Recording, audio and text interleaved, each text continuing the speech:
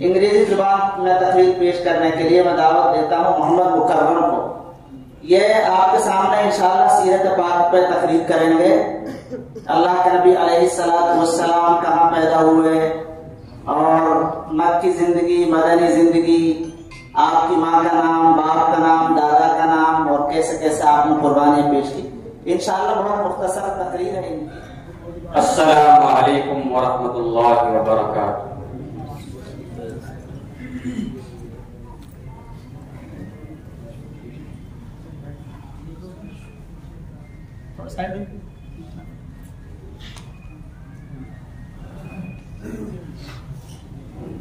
بسم اللہ الرحمن الرحیم.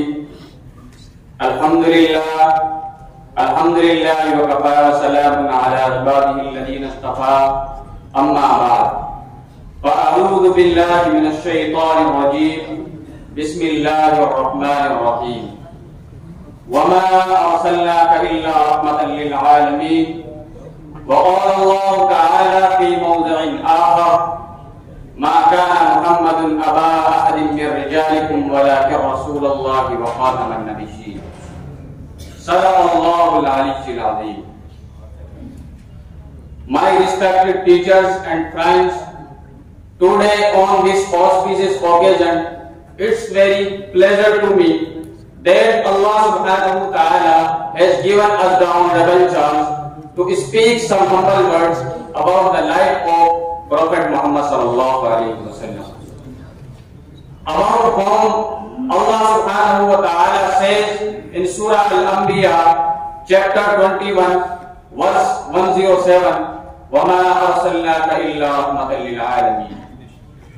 And we have not sent you but as a mercy for all the worlds. And Allah subhanahu wa ta'ala also says in Surah Al-Anbiya chapter 34 verse 28, وَمَا أَرْسَلْنَاكَ إِلَّا كَافَّةً لِلنَّاسِ بَشِيرًا وَنَذِيرًا. We did not send you but the entire mankind as a bearer of good news and as a warner. And another place Allah subhanahu wa ta'ala says in Surah Al-Ahzab, ما كان محمد أبا أحد من رجالكم ولكن رسول الله وخاتم النبيين. The Prophet Muhammad is not a father of anyone, but he is the messenger of Allah and seal of the prophets. My beloved friends, before saying anything about the life of Prophet Muhammad sallallahu alaihi wasallam personally, I would like to shed light about the history of Islam and ignorance time. Before arriving Islam, the whole Arab was in miserable condition. They had no literacy, no civilization, and no perfect religion. They would engage in bloody and tribal wars. Women had no status in the society. In some tribes, if any baby girl had born, they would have been buried alive due to shame. Most of them were idolaters. They would worship numerous idols. And each tribe had its own idols. They had converted the Kaaba into the great idol's house, which was built for only and one Allah.